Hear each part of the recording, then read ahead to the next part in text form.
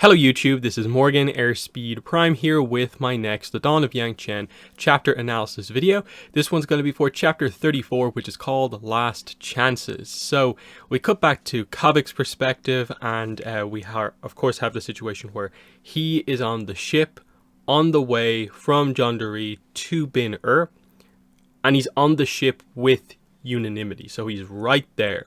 So we get a lot of Kavik's perspective as he kind of addresses like why he was put on this ship, arriving back in Bin and basically something happening where he basically figures out what Unnimity is. So let's jump into it here. I'll just be pretty much full on going into a lot of the details about what Unnimity is. The exact full reveal doesn't really come out until not the next chapter, but probably maybe the one afterwards. But I think there's enough here to where it feels like, I'll explain my logic and stuff like that. We can go through it.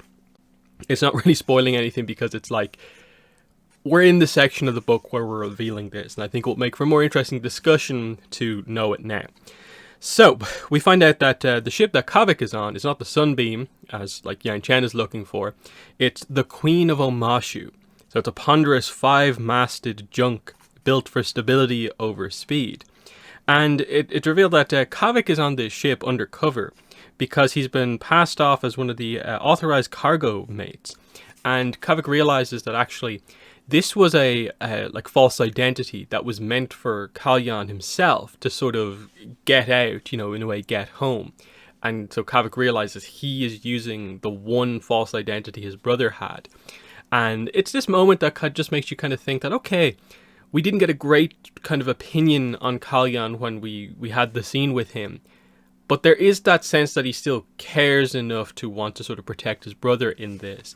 And he's just sort of looking out for himself and the people around him here, where he's kind of like, that he has to do this for Zhongdu Hongshi.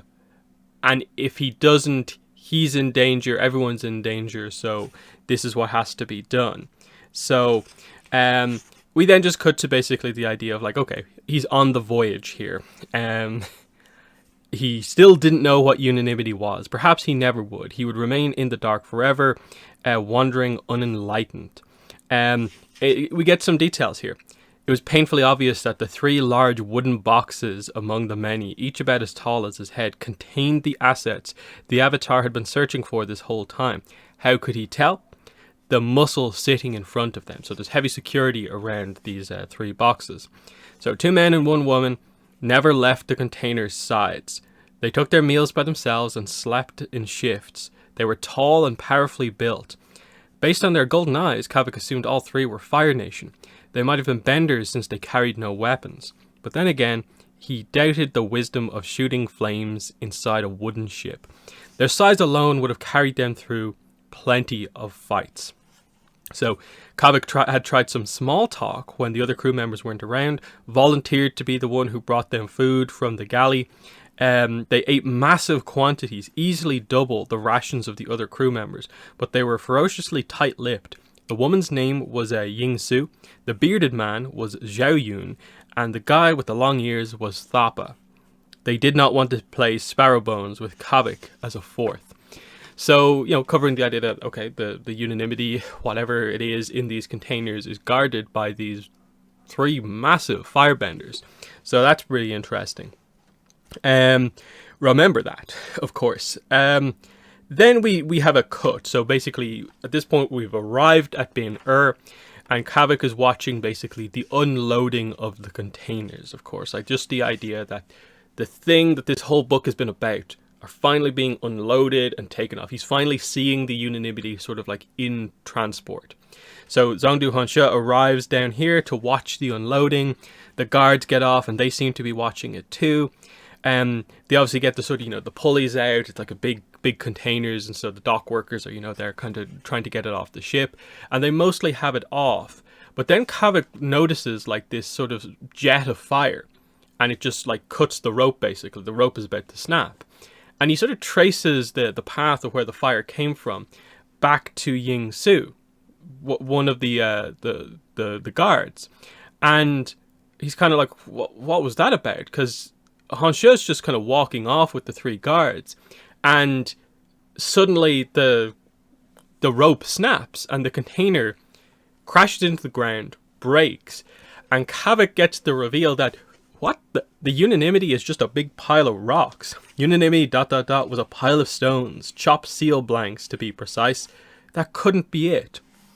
But the Zongdu of Binher was already walking away with the 3 shipment guards in tow, using the distraction to avoid any further notice from the harbour masters. They rounded the corner of a warehouse, and disappeared. And we have another cut in the chapter at this point to the very final paragraph here. And Kavik sort of begins to figure it out, and he's like, oh, he was told by Kalyan, you were so close with the logbook. That's what Kalyan said. Shipments have to be escorted by specific crew members during the voyage, named in advance. That's what the Avatar had said. Honshu hadn't cared about the physical goods. He'd only wanted a particular delivery to occur because he needed the people who had been cleared to travel with it from Jundari to Binher. They were the assets. They were Unnimity. Kavik shouted incoherent. No plan in his head to form words. His voice was lost in the din.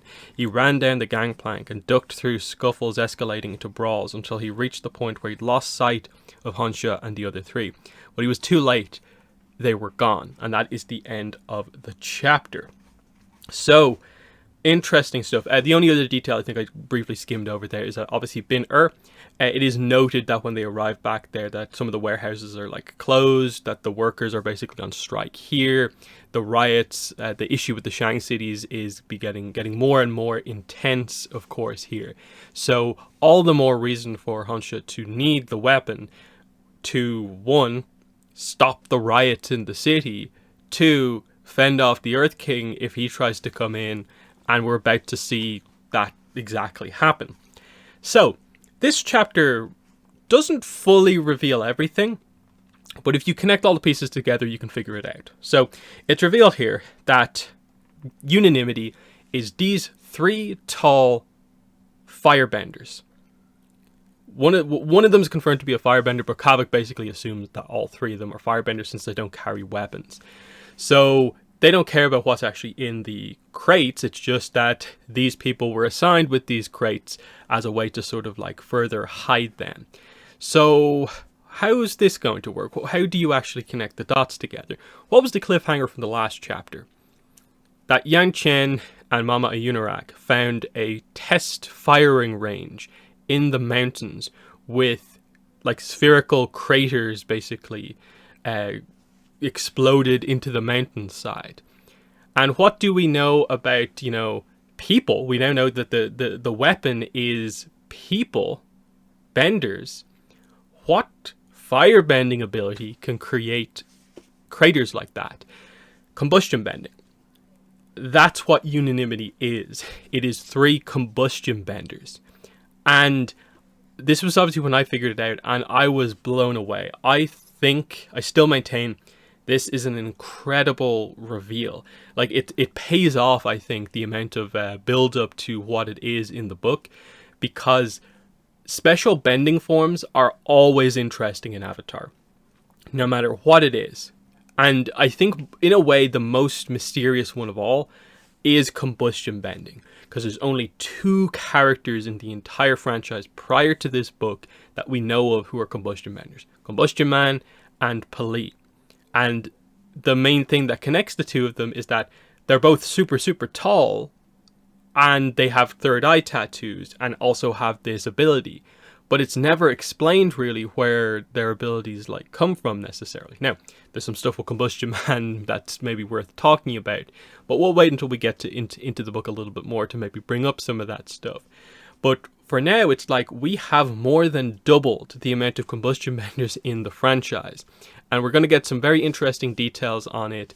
And it seems like over the course of this book, but also the next book, it feels like we're going to get the explanation on the uniqueness of combustion bending. What is the significance to it? How special do you need to be in a way to have it? And how do you go about sort of learning or unlocking this ability? That's what we're kind of playing with here, because this is where, even just at this point, you have to remember everything that has been said about Unnimity. initially you think it's some sort of a physical weapon, and they're talking about research, money going into it. But now you realize that it's still correct what they said about it. It's just now that it was research, money, investment, and time has gone into basically, in a way, creating these three combustion benders. And what do you take away from that? That Zhongdu Chai-si and Zhongdu Duxin in the past have worked for a few years to sort of figure out the secret of combustion bending, I suppose, to find as many of them as possible. Because so far in Avatar, we've been used to basically what it seems like a once-in-a-generation ability. One in Aang's era, one in Korra's era, but now we have three, and as we'll get to, potentially more in Yangchen's era. So it's a crazy reveal, and you're kind of thinking, okay, what is Honsha trying to do here? This is a way to obviously create a threat that can impact the world, in that the level of explosions one combustion bender can do is insane, but now you have three of them. That's quite insane, but it's still this thing where you're thinking that is insanely powerful, but it's just three people. Is that enough to do what he wants to do? And how clever is Honsha being? He has gained control of these three powerful benders, but now what? Is this going to work? Merely using the threat of three of the most powerful benders in the world to frighten everyone into calming down, frighten the Earth King and other nations into leaving Bin-Er alone? Is that a, feasible situation to keep going? This is a big, big reveal. And as we'll get into as the book goes on, this being what the weapon is has a major impact in a way on world politics that will lead into the next book. So huge chapter here, and obviously it's mostly around the early reveal of what unanimity is, but some of those little bits at the start of just Kavik realizing he's betrayed Yangchen, but that Kalyan is sort of looking out for him by giving him this passage into Bin-Er. He's been tasked by Kalyan to basically, protect mother and father while all of this kind of works itself out. What's going to happen from here? Now that sort of Kavik kind of realizes to a certain degree what they are, obviously we as the readers at this point only know what they are because we can connect the dots and figure out that it's combustion bending. But the idea is that Kavik is really quickly going to realize that it's just a crazy ability when they start to use that ability. And what does he do from then on out? That's the interesting point here of will Kavik try to redeem himself or not in all of this? And then what's next for Yangchen and Ayunarak? They're still investigating things down in the south. They don't immediately know to head back to Bin-Er or anything. So what's going to happen here? That's the significance of this chapter, is that we finally now know what it is, but the characters needed to sort of deal with it are not in position at all. So things seem like they're going okay for Honsha, but you can't quite see the plan as this stunning plan.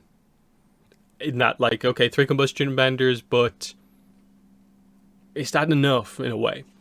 But it's interesting, super interesting still. So in the comments, let me know what your thoughts are on this one. At this point in the book, did you figure out that it was combustion bending, or did you have to wait until maybe the following chapter or the one afterwards? Because let me just check. The next chapter is... Yeah, I think it's very clear what it is in the next chapter. Especially if you're thinking it could be that from this chapter. Next chapter, I think, makes it quite clear. And then the chapter after that just blatantly says that that's what it is. The book never uses the term combustion bending because obviously it's basically this unknown sort of specialized bending discipline that most people are seeing for the first time ever. So the word, I think, combustion gets uttered at one point, but it's more of a sort of if you know, you know type thing. but we'll get to that. So in the comments, let me know what your thoughts were on this chapter, but that's been the video. Thanks for watching, and bye.